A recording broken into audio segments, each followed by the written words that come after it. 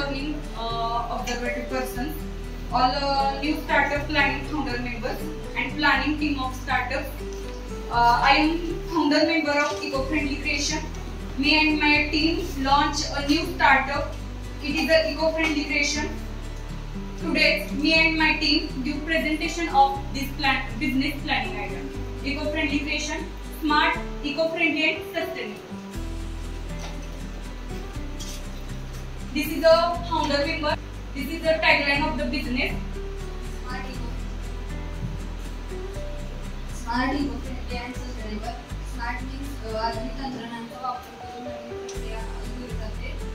Eco friendly म्हणजे जे पर्यावरणाशी संबंधित असेल ते, आणि सस्टेनेबल म्हणजे दीर्घकालीन दृष्टीकोन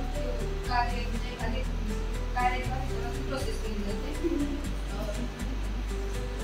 स्मार्ट, इको-फ्रेंडली, सस्टेनेबल संकल्पना आपल्याला एकाच वेळी तंत्रज्ञान, पर्यावरण आणि समाजासाठी उत्तम कार्य करण्याची प्रेरणा देते.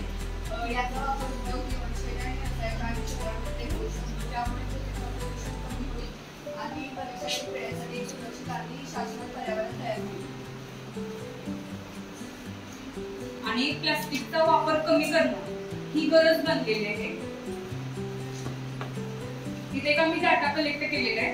महाराष्ट्रातील काही शहरांमध्ये म्हणजे मुंबई, पुणे, नागपूर या शहरांचा विचार करता मुंबईमध्ये 4,827, पुण्यामध्ये 1,01,035, नागपूरमध्ये 4,596 आणि नाशिकमध्ये 2,38,000 टन प्लास्टिकचा यूज होतो. मग हे कुठेतरी कमी करणं गरजेचं आहे आणि यासाठी हे प्लास्टिकचा जो यूज आहे तो कमी करणं गरजेचं आहे आणि त्यासाठी पर्यावरणपूरक पेपर बॅग किंवा कापडी पिशव्या तयार करणं हा एक उत्तम आणि पर्यावरणपूरक व्यवसाय ठरेल असं आम्हाला वाटतंय आणि हे उद्दिष्ट पुढे ठेवूनच आम्ही स्टार्ट करतो. उद्योगाची आवश्यकता. आजकाल प्लास्टिकचा वापर पर्यावरणास हानिकारक ठरत आहे. प्लास्टिक विघटन होण्यास जवळजवळ हजारो वर्ष लागतात. म्हणूनच इको-फ्रेंडली क्रिएशन न्यू स्टार्टअपमध्ये पेपर बॅग्स तयार करून पर्यावरणाचे संरक्षण सध्या आमचं महत्त्वाचं उद्दिष्ट आहे पेपर बॅग आणि कापडी पिशव्या ह्या लॉन्च करणं. हे उद्दिष्ट साध्य करून पर्यावरणाचे संरक्षण करणं हे आमचं महत्त्वाचं उद्दिष्ट आहे. पण फक्त प्लास्टिक पिशवीमध्ये प्लास्टिक असतं का? तर नाही. आपण अनेक प्लास्टिकच्या वस्तू वापरतो, त्याच्यामध्ये सुद्धा प्लास्टिक असतं.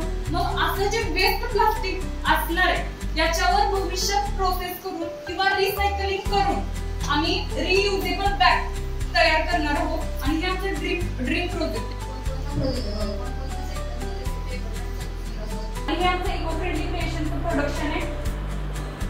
हे आम्ही असं बाजारपेठेत आणणार आहोत किंवा लॉन्च करणार आहोत.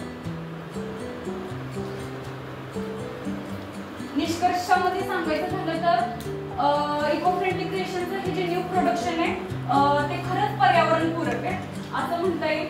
आणि सहसा जर म्हणजे याच्या अगोदर सुद्धा खूप ट्राय झालेले या व्यवसायासाठी पण ते सक्सेस झालेली नाही आहेत.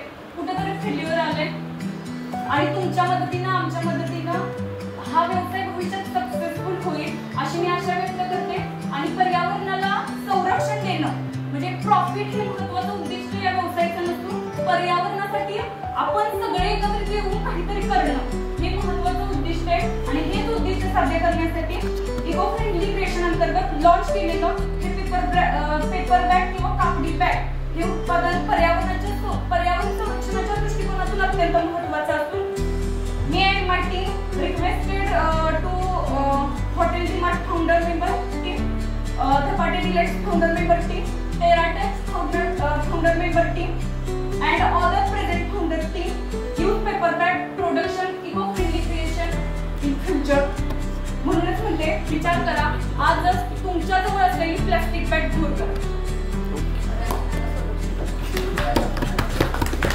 पर्यावरणाला संरक्षण देण्यासाठी आणि पृथ्वीला सुरक्षित ठेवण्यासाठी आजच इको-फ्रेंडली क्रिएशनला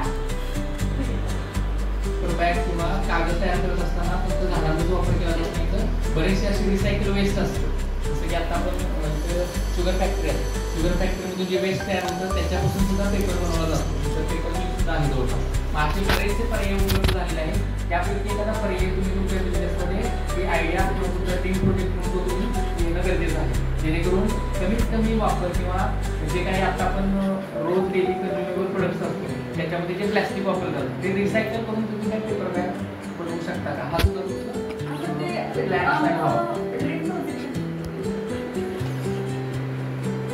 म्हणजे नुसतं पिशवीमध्ये प्लास्टिक नसतं, तर जे वेस्ट मटेरियल असतं ते प्लास्टिक असतं. त्या प्लास्टिकवर प्रोसेस करून, कारण प्लास्टिक विघटन व्हायला हजारो ते शेकडो वर्षाचा कालावधी लागतो, मग त्याच्याऐवजी त्या प्लास्टिकवर प्रोसेसिंग करून आम्ही